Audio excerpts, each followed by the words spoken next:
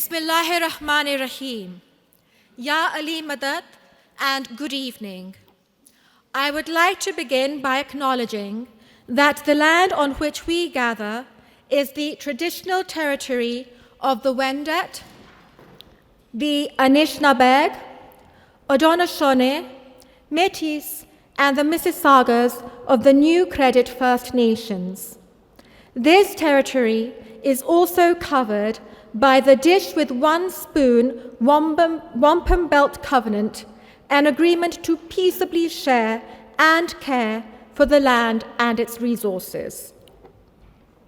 My name is Farzana Kanji, and I have the pleasure of being your Master of Ceremonies for this evening. We are pleased to welcome you to this special evening at the Ismaili Centre, Toronto.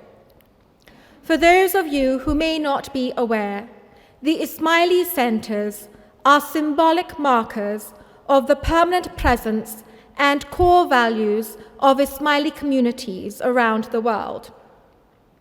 They represent spaces for social and cultural gatherings, intellectual engagement and reflection, as well as spiritual contemplation. They are bridges of friendship and understanding, and serve to enhance relationships among faith communities, government, and civil society. We are grateful to all the leaders and volunteers who have helped make this evening possible, including the volunteers present here tonight. It is now my pleasure to invite Nimira Dhalwani, our President of the Ismaili Council for Toronto, to the stage to offer opening remarks. Please join me in welcoming President Dhalwani.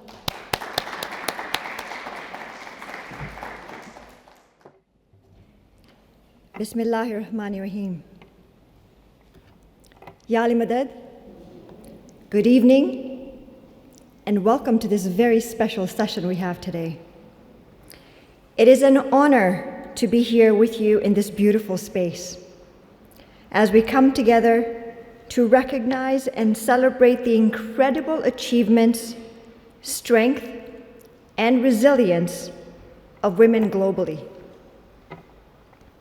The theme for International Women's Day this year, Accelerate Action, is a powerful statement.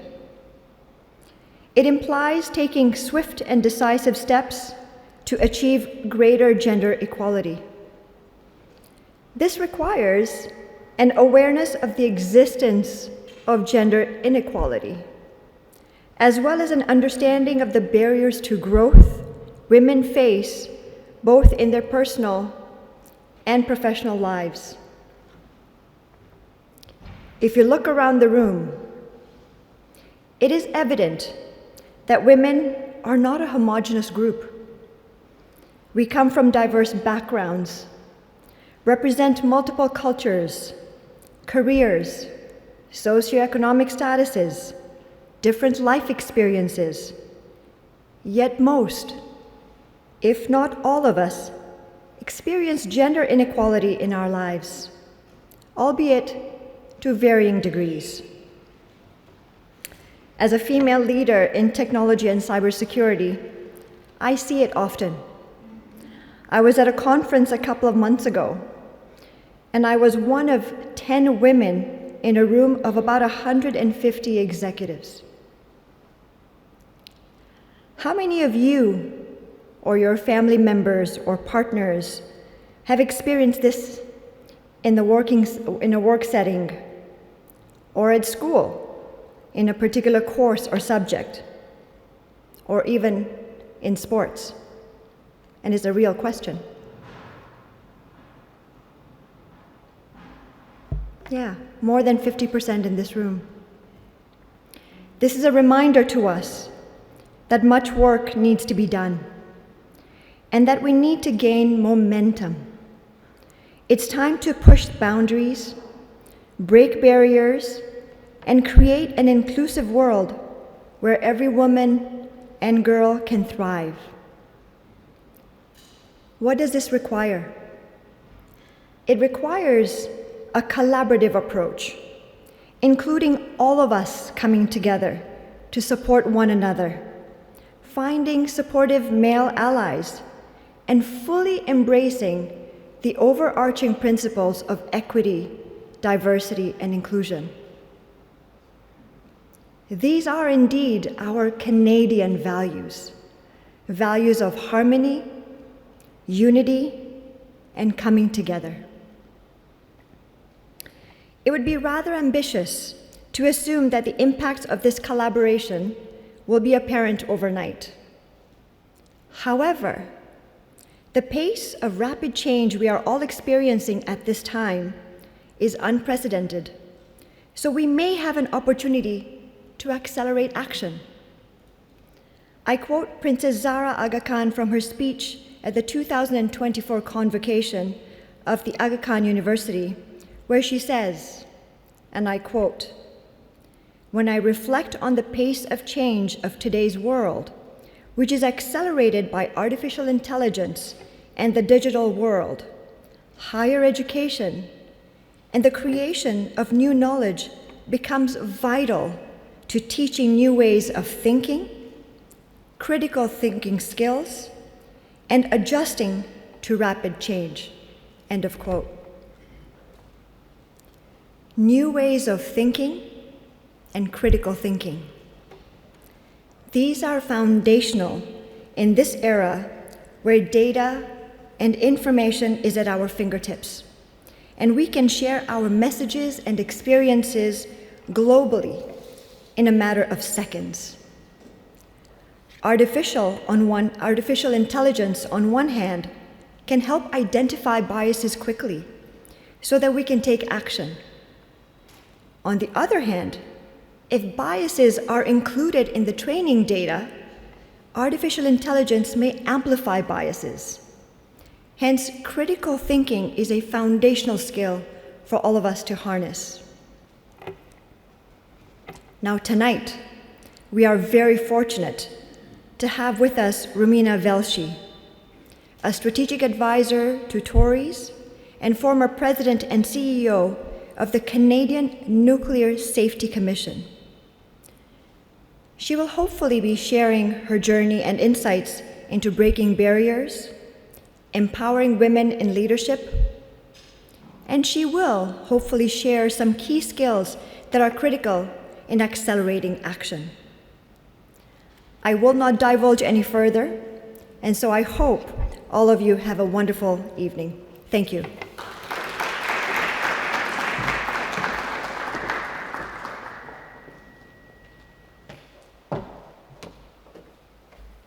Thank you, President Saiba. Ladies and gentlemen, as we continue our program, it is my pleasure to introduce our moderator for this session, Karima Kanani. Karima Kanani is a partner at Miller Thompson LLP and one of the firm's top health industry specialists. She serves as corporate legal counsel to health and social service organizations, associations, and charities across the continuum of care.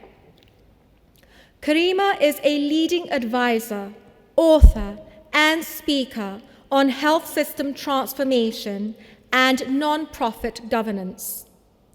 She has been recognized as one of the best of the new generation of lawyers by President Magazine, a rising star and leading Canadian corporate lawyer to watch by Lexpert Magazine, and one of Toronto's top lawyers in healthcare by Post City Magazine.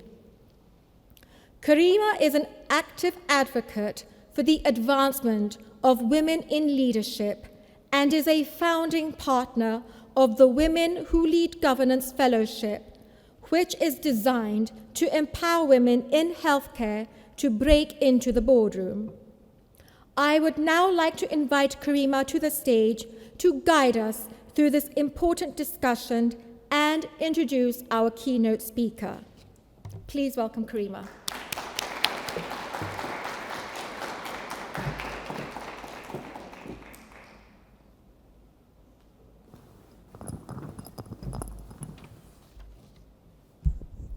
Good evening, everyone. Yali Madad.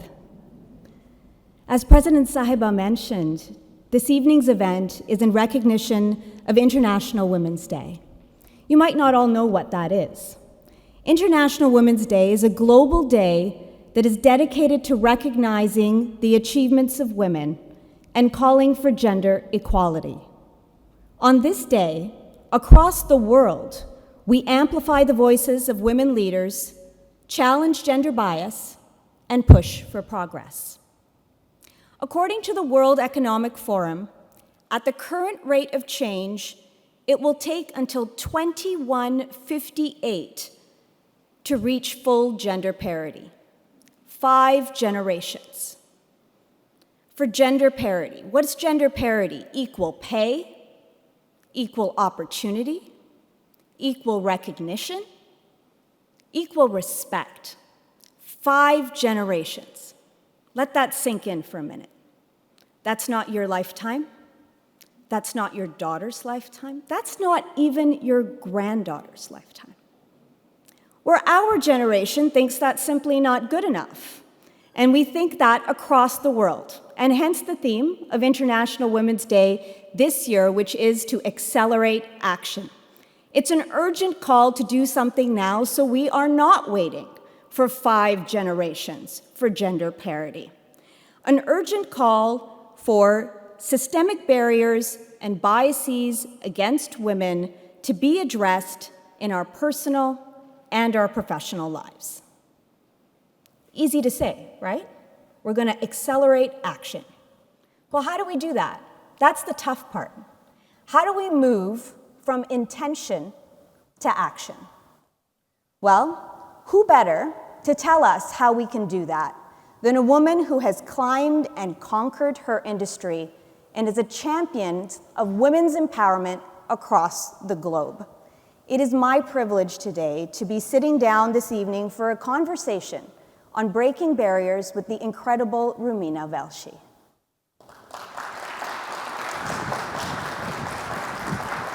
While Rumina gets comfortable, I'm going to tell you a little bit about Rumina. Rumina is the former president and CEO of the Canadian Nuclear Safety Commission, and over the course of her career, she has also held senior executive positions with Ontario Hydro and Ontario Power Generation. Currently, she sits on the board at Sask Power and Hydro Ottawa, and also holds positions internationally as part of the International Nuclear Safety Advisory Group and as chair of the OECD Nuclear Energy Agency High-Level Group. She is named the icon of nuclear. She's like the Beyonce of the nuclear industry, right? Yeah. She got this title because she is a global leader in nuclear regulation, recognized as a visionary agent of change, and has mentored women in STEM across the globe. Please give a very warm welcome to Rumina. Thank you.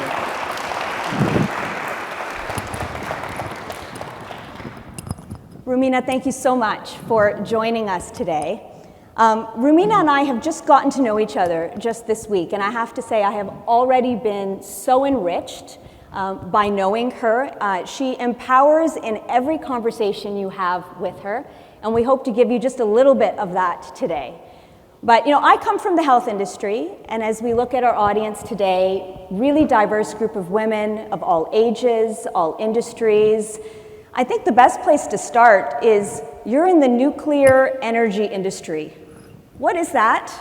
And how did you find your way there? So first of all, thanks very much for that really kind introduction. It's all going to be downhill from there. And to all of you for taking time from your busy schedules to be here, and particularly to the men in the audience, because this is such an important topic, and it is not just a woman's issue, it is a societal issue. And to be able to see support and people making this a priority and being here is indeed extremely gratifying.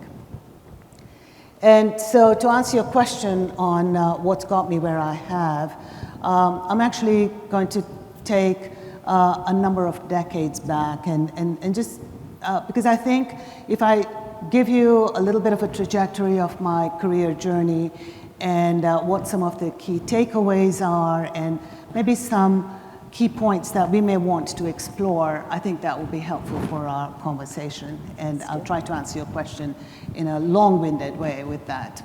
I came to Canada as a refugee in the early 1970s from Uganda, and was in the last few months of finishing my high school.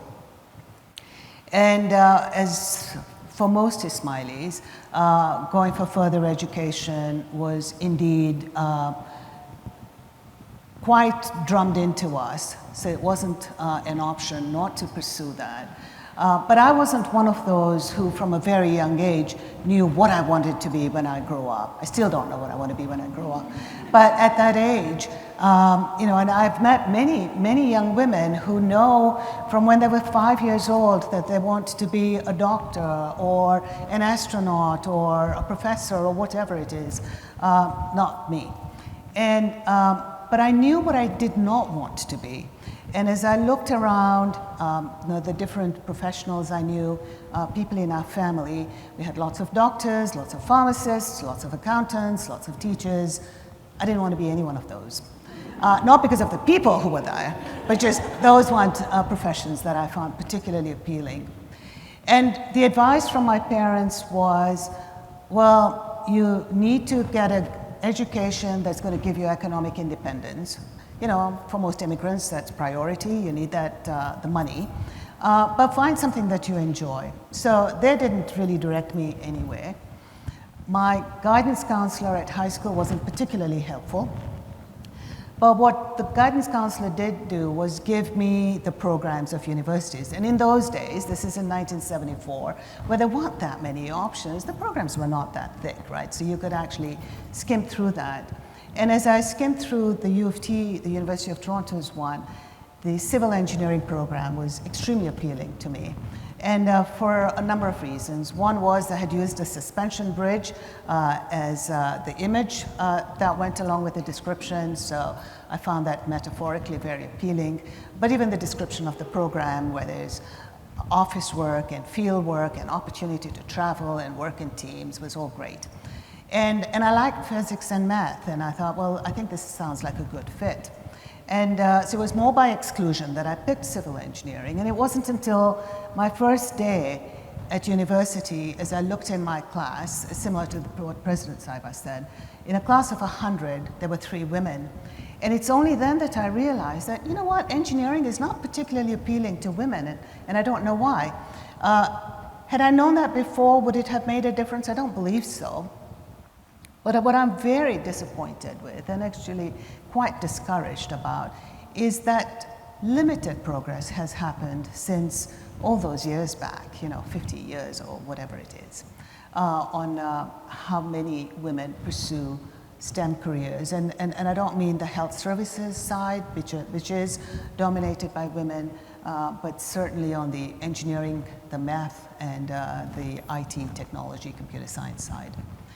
And when I graduated from that, you had kind of 2 options for jobs. The big industries, the big growth areas in Canada were either the oil sands in Alberta or the nuclear power program in Ontario, because that was the heyday for nuclear power programs. There were nuclear plants in design, being constructed, getting into operation, and we were pretty much world leaders at it then.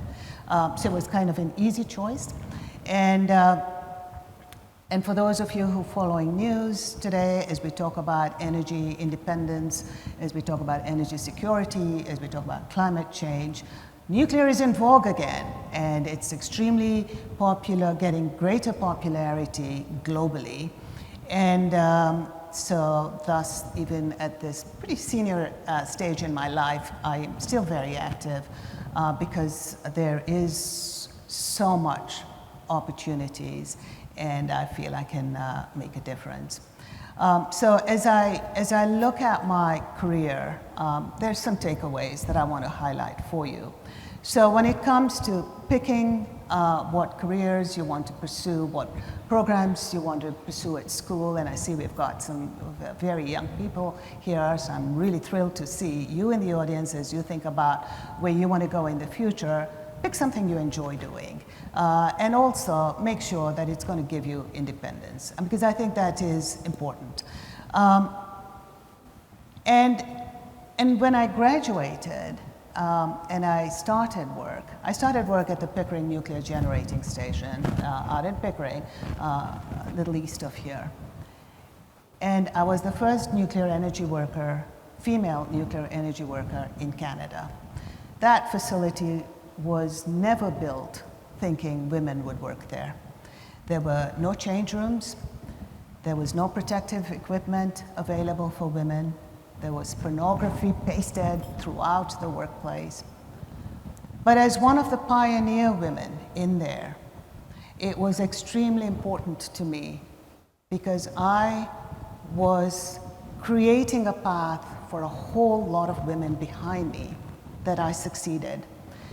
And so it was important that I picked my battles, because you can't fight on every hill, and which ones were the ones that are going to be making an impact in the long term. And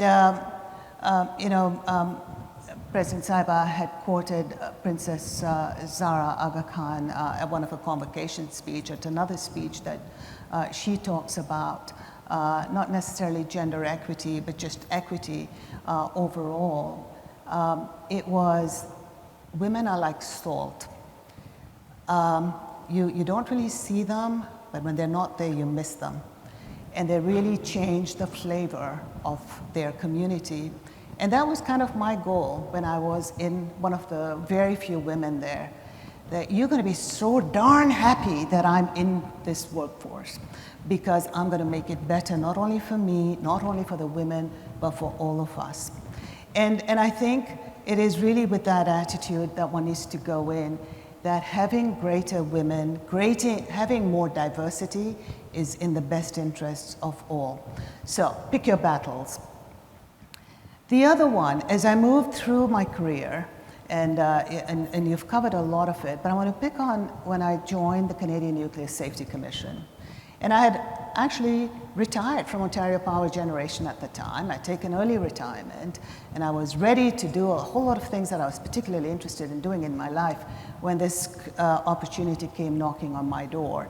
And I was, there was a fair bit of arm twisting for me to take on this role, but it provided me with a global platform to promote some of the things that are very near and dear to me, and gender equity was one of them. So in fact, my first speech that I made as the president of the CNSC was to talk about how the face and the image of the nuclear sector in Canada has to change. It can't be, and I'm sorry if I offend anyone here, but it can't be male, pale, stale. And as we look to hire more talent, we certainly need more women. And it's not because of equity, not because of justice. It is just the smart thing to do. We need that because we need the talent. We can't deprive ourselves of 50% of the world's population. And as the head regulator, guess what? People have to listen to you because you license them, right? And so there's a fair bit of influence that I had as I met with the different boards of directors of our nuclear companies. And so I wanted to use that platform to use the influence that I now had in the position that I had, not only in Canada, but globally. And so the other takeaway is you owe it not only to yourselves, but you owe it to others to make this world a better place. And certainly being a volunteer in our community, and I've been on the council, I was the vice chair of Focus and so on, has been a huge part of my journey. So I hope you can explore some of those themes. Absolutely. What do we pick, right? There's so much in there already. But one of the things that you said really stood out to me, and that was when you walked into a role where you were the first woman in the country there into an environment that really wasn't made for you. And you're absolutely right. As far as we've come, many of us are still experiencing that across a variety of different industries. In fact, I don't know, did you see the Nike ad during the Super Bowl? Did any of you see the Nike ad during the Super Bowl? If you haven't seen it, look it up and watch it with your daughters. It's very inspiring. But what Nike did in this ad is they were really trying to showcase the stereotypes that are attached to women on the rise. Too ambitious, too confident, too demanding, too outspoken, too emotional. We've all heard that one, right? So as you were on your rise, you talked about starting in a setting where you're the only woman to being in a place of considerable influence. What of those stereotypes did you encounter? And important lessons for us, how did you handle them? So, as you and I did see the ad, but it's only after you asked me to. But it is really a fantastic ad, and it's highly controversial. So I won't spill any beans, but have a look at it and see what you think. But I think those stereotypes are very evident today, as they were before, perhaps a little more subtle now, and so. And remember, for many of us, it's a cross-section of not only being a woman, but also being a person of color, and increasingly for me now is someone older, and there's a lot of stereotyping that goes with that as well. But it was anything from, you've got, you mentioned a lot of around language, around being bossy, around being aggressive, about being emotional. And I would see a lot of that when I was in senior roles as we're having succession planning discussions. And increasingly, when it came to women that were being discussed by the senior leaders, adjectives like those would be used, whereas with the men, it would be a little bit more nuanced. And for those of you who have gone through any equity training and so on, those are brought to your attention on how you have to be careful about not only language, but more around some of those biases that you're not even aware of, the unconscious biases that exist and how they manifest in the workplace. But for women it was, we really can't give her additional responsibilities because she's got family responsibilities. And I also found that you got excluded from a lot of conversations that happen in the men's room. I don't know how much time men spend in the men's room, but a lot of conversations happen there that you get excluded from, or on the golf course, or in settings that women were just not part of. And a lot of business happens there and continues to happen there. And so part of the stereotyping is that when there is team building and then there are evening sessions, the men will go off and the women go to their rooms. And so you do get excluded, and sometimes you choose to exclude yourself. And I think that's something to be aware of. But I think the stereotypes I saw probably have not changed. There's a lot of mansplaining that happens because they just don't think you've got the brains to know this yourself. And I think for women, and I see this time and time again, women at all levels lack self-confidence. Sometimes imposter syndrome is used. And partly it is us that needs a bit more reassurance. My daughter's in the audience, and I've given her a heads up that I may embarrass her. But I have a son and a daughter. And I know they're just 2 data points, and I don't want to generalize, but I think they're fairly typical of their genders. My son is supremely confident in everything. Those of you who know him will nod. Because he, even on matters of nuclear safety, where I am the Canadian expert on it, he thinks he knows more than I do. and he will come across as someone who knows more than I do. Because, as I said, he's supremely confident as he just presents himself as that. My daughter, on the other hand, just works so darn hard at everything because she does want to be really good. She's the one who I will have dry runs with, and we'll do role playing, and that's what takes her to be confident. So she really over prepares for stuff, and then comes across as confident. But that's a lot of work, and as we look at, we talked about in the opening remarks around how long it's going to take to get to gender equality and gender parity. But what we see happening around us, we're actually regressing in the progress that we have made, particularly south of the border, as they dismantle their DEI programs. DEI has become a four-letter word. And some of it is spilling over into Canada. And for those of us who know the value of diversity, it's not a priority, it's not the flavor of the day, this is who we are, and we truly believe that it brings about, and there's plethora of evidence that this is what brings about success. But what I really fear about the backlash that we are seeing is the impact it has on women who already are fighting with things like imposter syndrome. Recently, we've had a few plane crashes, and the one in Washington at the Ronald Reagan Airport, and the more recent one, the Delta Airlines one at Pearson. One of the first comments made was, well, there were DEI hires, those pilots. Now, they were both women, but there'd been no investigation. No one knew anything. I mean, they hadn't disclosed anything, but that was one of the first set of remarks that were made.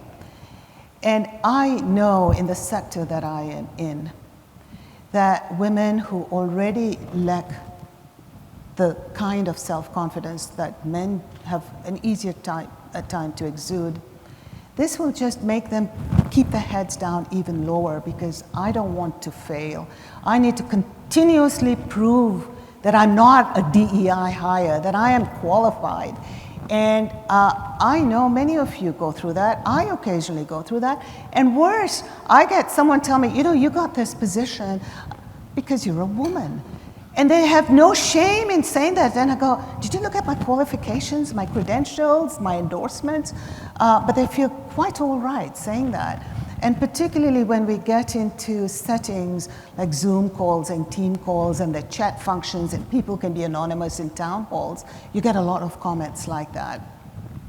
And so the backlash on regression in the progress that's being made in addressing some of the systemic biases in the workplace, and maybe we can talk a bit about that, but it is on women and their confidence, women not wanting to take risks, and women being really afraid of failure. And frankly, you can't learn if you don't fail. You've got to learn to fail, otherwise you're going to fail to learn. Oh, that was pretty cool. So, but I'm really, really worried about that as one of those impacts that we have just not appreciated. Stereotypes exist, and one of the biggest things one can do is call it out, but at least be aware of it. And I want to pick up on, you started talking about, of course, the politics that we're living in, and President Sahiba led off with our Canadian values. And I think there's many of us that feel very challenged by that right now, because we begin with the assumption that this is an issue south of our border. And then we suddenly realize that the front page of the Globe has the stories about our companies right here in Canada, down on Bay Street, 20 minutes from here, that have started canceling programs related to DEI initiatives and changing terminology already within such a short period of time.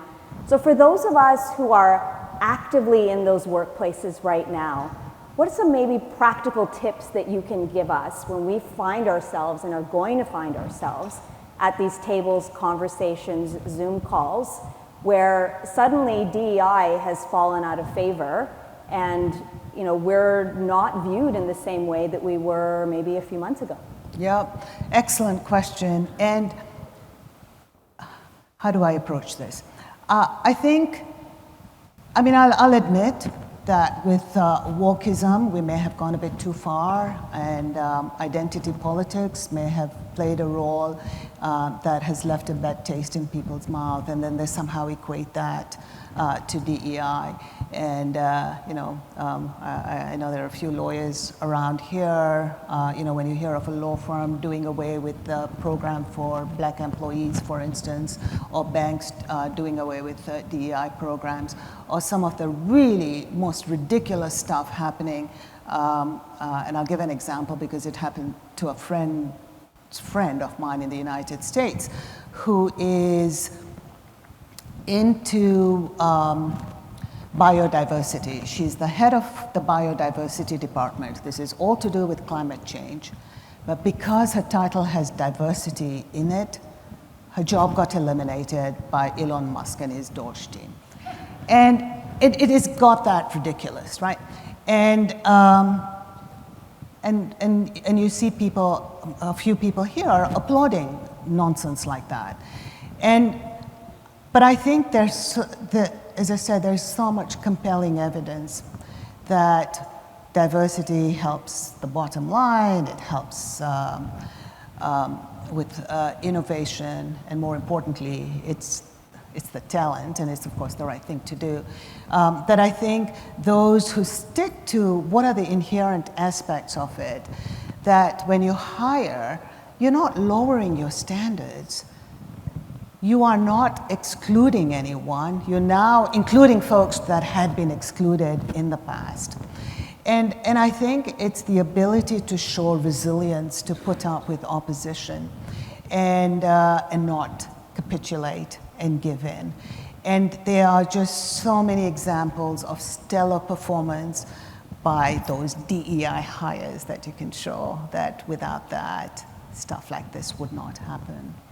And I'm very fortunate that in the sector that I'm in, both nationally and internationally, it's well recognized that this is very important, for fairly selfish reasons. If you look at any public polling results, women are not as favorable to nuclear power as men are. And you see that statistic fairly widespread in high technology stuff, use of vaccines and so on, but for nuclear power. And part of the strategy to address that gap between support by men versus women is men like statistics and they like all that quantitative analysis on how safe it is. Women, on the other hand, they're not impressed by that. They want to know, how is this going to impact the quality of my life and my community, and tell me stories about how you feel it is safe. And really the messenger has to be women, because they just trust that message more. And of course, as I said, we need the talent. And as the regulator, I've also seen that you get better decisions. You don't get all the yes nodding heads when you have more challenges and diverse perspectives. But I think to your question on what can we do is you've got to fight it, you've got to hang in there, and really celebrate the successes. The event today is to celebrate the accomplishment of women. And we've got to showcase those different groups, celebrate that, and empower them to continue doing more. Such a powerful message. We all heard that, right? Resilience. It's so easy, I think, to feel defeated when we've been in active advocacy for so long, and then in a snap of a finger, you're moving backwards. And so it's actually really interesting that we're talking about accelerating action at the same time that the world is trying to move us in a different direction. And I want to take us in a bit of a different direction for a few minutes. Our late Karim Shah Khan had a quote that really resonated with me that I want to share with you. He said, "The question is not only what have I achieved, but the question is what have I helped others to achieve." And that's always really resonated with me. And you've lived those values, Rumina, with the work that you've done globally in empowering women in STEM. And I'm wondering if you can talk to everybody about that a little bit and what it's meant to you to be able to do that. Thank you. And to me, that's how I define leadership. Leadership is how do you enable others to reach their true potential. It's not about you, it's what you can do for others. And from when I started at university and I saw the really poor representation of women in engineering, that is a discipline that really has a huge impact on the quality of life of human beings and what engineers can do. I was one of the founding members of Women in Science and Engineering in Canada. And over the years, I have tried to be an advocate, a supporter. I do a lot of mentorship around the world of women of different ages. So I'll pick a few examples to show. When the Fukushima accident happened in Japan, as part of retribution to the community of Fukushima, the Japanese government wanted to invest in the population there, and particularly the young girls. And careers in STEM was seen as a way of doing so. And it was through the Organization of Economic Cooperation and Development, the OECD's Nuclear Energy Agency, that they set up these mentoring programs. And they invited a few senior women leaders from outside Japan to be role models for these young girls. And I was privileged enough to be invited to that very first mentorship program. And now that has been held in many countries around the world. And when I was at the CN, at the Canadian Nuclear Safety Commission, I wanted us to host a similar workshop, and we picked Indigenous young girls as our target audience. Again, those that have not received the similar level of opportunities. And ours was a pretty unique program because it married Western science with traditional knowledge, Indigenous traditional knowledge, as we talked about STEM. I now do, there is a World Nuclear University that has a summer institute that is held in different countries each year. And I'm part of the faculty, but I'm also a mentor. So these are people who are more senior. So the first one is for young girls who are in high school. These are middle managers who have been identified to take on more senior leadership roles. And so, and I really like that because I get exposed to a very global community. And in the latter case, it is men and women. And and it shouldn't come as a surprise, but the issues we grapple with are very similar no matter where we are. We think Canada is a feminist country, and the numbers will tell you otherwise. If you look at our representation in STEM, if we look at nuclear, and if I look at just the OECD countries, Canada is second last. Japan is the last. Canada is second last when it comes to representation of women in that. And it's not that we don't see that as a priority. It's not that we don't put action into it. We really need to be focusing on results. It is not activities. It's not just intention. It's not only action either. It has to be outcomes, and we've got to be focused on that. And so I continue with not only my advocacy role, I've helped come up with policy recommendations for OECD countries, anything from greater flexibility in the workplace to how we hire and address some of the systemic biases that exist there, even in our recruitment efforts, in our selection processes, in our career progressions, in the kind of development opportunities that we provide, not only to women, but to many other minority groups. And things like microaggressions in the workplace and the impact that has, where it is hard for folks to understand, those who have not been at the receiving end of that, the impact that has, but the cumulative impact of constantly being questioned around your belongingness to that particular community really wears you down. So I've done a whole lot of work in many different areas. I'm really quite pleased with the progress we're making, but we've got such a long ways to go. And I'm really happy that they are very strong allies. And I'll leave with one last example. The Director General of the International Atomic Agency is Rafael Grossi, an incredible person. So when he joined this agency, maybe about 5 years ago, 6 years ago, the representation of women in that agency was 21%. It's quite consistent with the nuclear sector globally. And he said, before I finish my term, it'll be at least 50%. And his will to achieving that because of his single-mindedness. So it really needs leadership as well. And as I look at the artwork, and hopefully someone will tell us, but then I understand that these are women artists in our community who we are privileged of seeing their artwork. But one of my last legacies when I was at the CNSC, and because I was in Vienna at the IAEA, and there was an artist from Halifax, Jo Napier, who called me while I was there, and she's got this project of great women. And she'd reached out to me on saying, would you be interested in commissioning a portrait of a woman in STEM, a Canadian woman in STEM? Can you grab a few women to commission this portrait?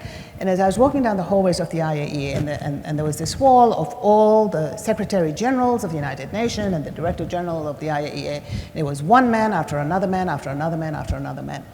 And I said, you are right. Of course I'll get a few women to commission this portrait. And we picked Harriet Brooks. And if you don't know who Harriet Brooks is, my family knows it because I've got them to memorize Harriet Brooks. But, was the Canadian Madame Curie, Marie Curie, and discovered radon. And so we had this portrait of Harriet Brooks commissioned. And then we made limited prints of that.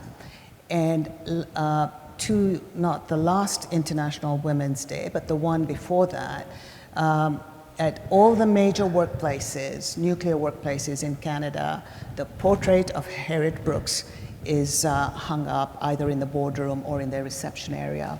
Because we all know if I can see her, I can be her. And if you have that visible image every day that you see, as opposed to if you ever opened a children's book about scientists, chances of you seeing a woman in there, pretty slim, right? So art is a great way of also having that message delivered. A last question for you. You've had a long and storied career. Your chapters are continuing. Your book is still being written. As you look back, is there anything that you would have done differently? Well, not a whole lot, but there are a few things. And, to that question of self-confidence, I found that the opportunities that were presented to me were ones that were presented to me as opposed to me seeking them. That people saw potential in me that I didn't see. And some of it is, you get mentors for doing that. But I think and that was probably a little earlier, middle of my career, that has kind of changed. But one of the things I would have done early on is you've got to take charge of your career progression, your personal development. It's not something you can outsource to your manager or your human resources department. It's got to be you. So I probably would have ended up at the same place, but maybe a bit earlier, who knows. So I think I would do that. My second one is networking. And on the networking one, it was always, oh man, that's such a sleazy thing to do, to hobnob. And no, you absolutely have to build your networks. You've got to make sure people know what your goals are, where you want to go, and it is vital. And with today's tools that exist, whether it's LinkedIn or anything else, you've got to capitalize it. Those of you who've come here, please exchange your information with each other, because a lot of my opportunities have come about. I've had someone from Japan reach out to me on LinkedIn and saying, hey, could you be an advisor to my board? And I'm going, who answers a request like that? But guess what? I'm now a co-founder of that particular company. So the networking was something that I didn't pay much heed to. And maybe a last message, because there's a question that comes up to me all the time, is around the balance between your personal life and your professional life, your community, yourself. And have always struggled with it.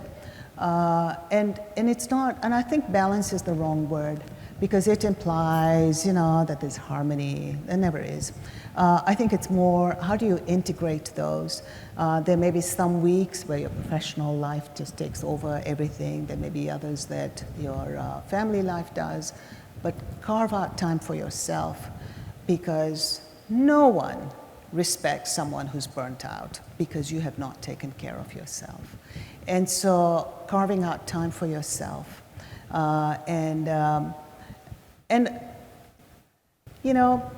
We can't be perfect at everything. Stop feeling guilty about it. Stop comparing yourself to others, and own it and move on. Tomorrow's another day, maybe you screwed up today.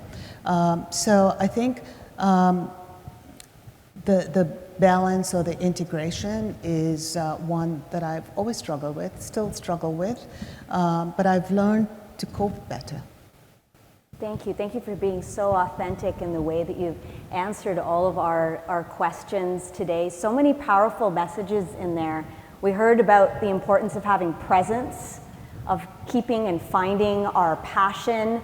Perseverance was a big one, especially in the current environment that we're in, that we just need to keep going, and that it's up to each one of us to push progress in the way we choose to lead and the way we choose to lift each other. Thank you so much. My pleasure. Thank you. Thank you. If you're willing, Rumina, to take a few questions, we could open to the audience to take a few questions if you're willing.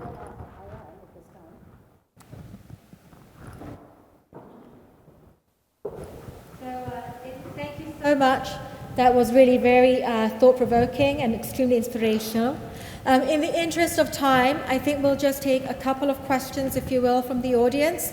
But Rumina will be available afterwards during the networking session if you would like to approach her for any questions then. But I think we can take a couple of questions from the audience if anybody would like to go ahead and ask. Thank you, Karima. Thank you, Rumina, for a very enlightening conversation. Rumina, big fan, have watched for decades you and your career. I speak for a living, so this is the end of my day. I really had a question around those of us that are regulated health professionals that work in independent practice.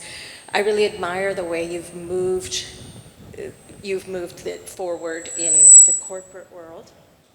And I just wanted to I'm really curious to see your take on how do those of us who work in independent practice or smaller environments actually do the same, do our part, and move the needle forward? Thank you, Karima, for that question. When I left the Canadian Nuclear Safety Commission, I kind of had become an independent consultant. Right? And I think a few things, when we talk about a call to action, the need to accelerate action, what is it that each one of us in this room is going to do in response to that? And to you, I would say, find a few mentees, because you have so much wisdom, so much experience, so much hope to share. And I really encourage those of us who can make the time and have the energy to really do that. I have also found that quite often when we talk about our support network, that sometimes people just need someone to talk to and bounce ideas off. the more objective side of that, and just making yourself available for that.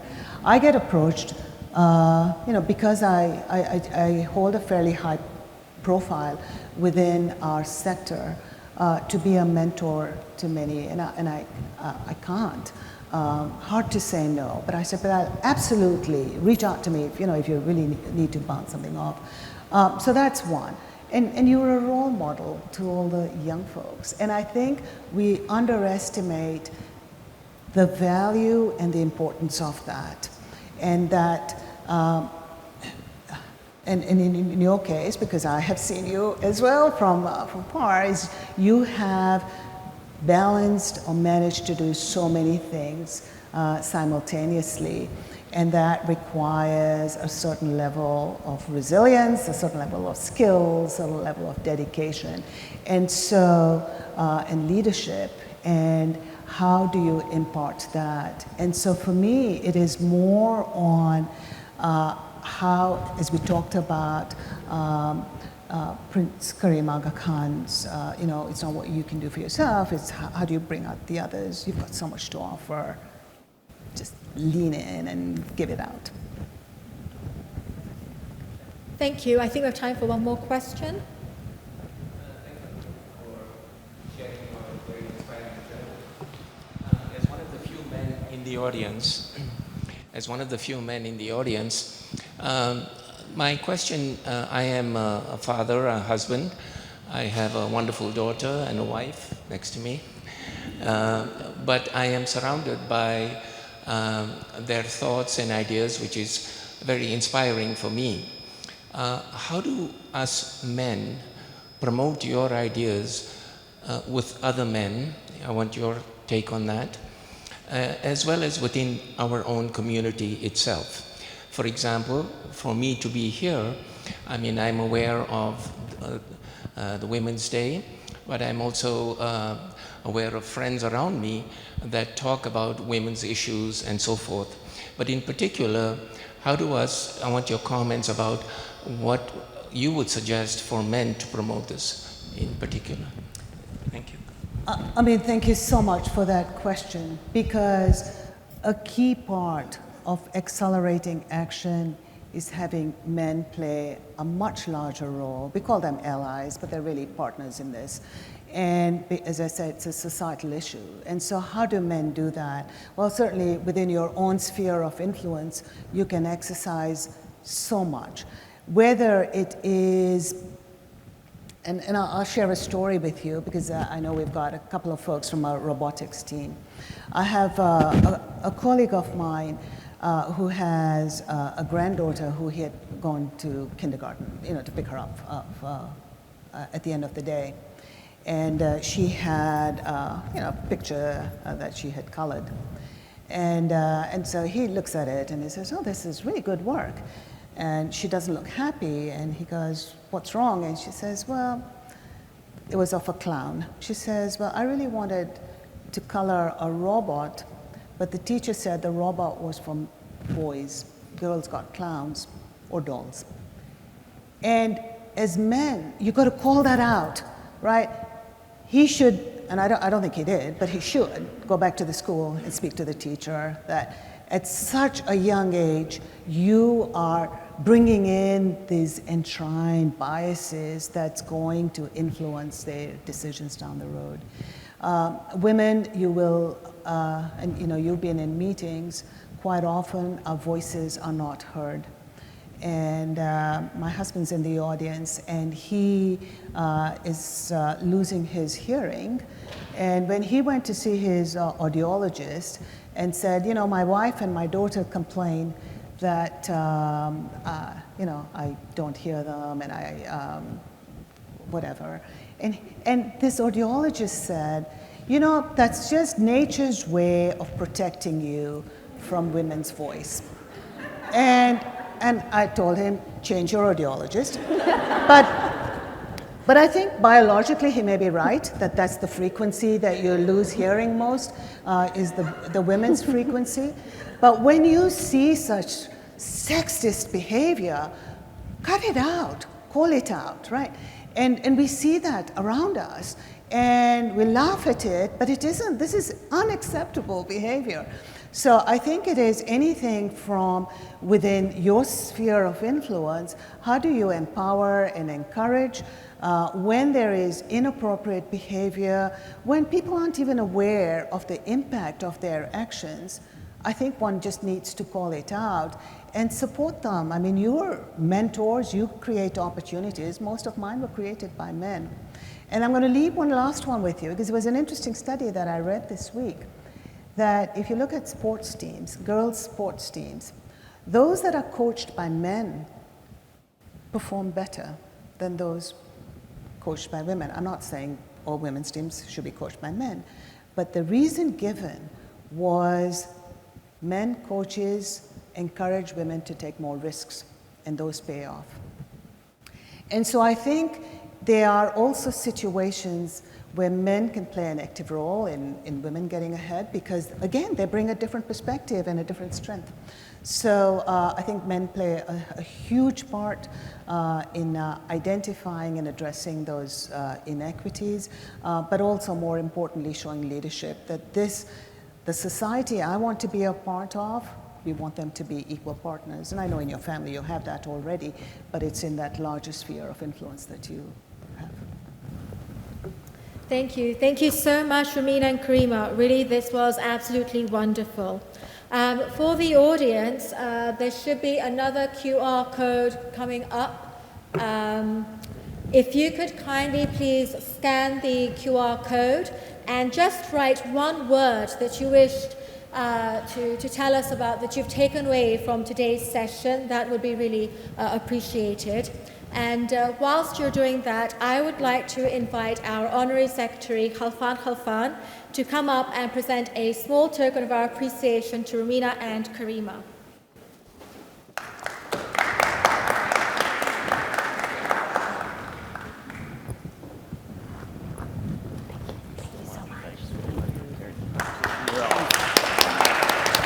Thank you, my lady. I really appreciate your time. I know thank you're so you. busy and took so much time for us. Thank you very much. It was my pleasure. Thank you. Thank you. Thank you, Khalfan. This brings us to the final part of our event. On behalf of the Council for Toronto, I would like to thank our incredible keynote speaker, Rumina Velshi, once again, for sharing her journey, her insights on breaking barriers, and invaluable advice on empowering women in leadership and beyond. Your words have truly left us motivated to accelerate action and drive meaningful change. And thank you to our moderator, Karima Kanani, for guiding such an inspiring conversation. And most of all, thank you to all of you for your energy and participation. And before we close for this evening, I would also like to express our deep appreciation to all the volunteers and organizers who have made this event possible. A big, big, big thank you to all of you. It has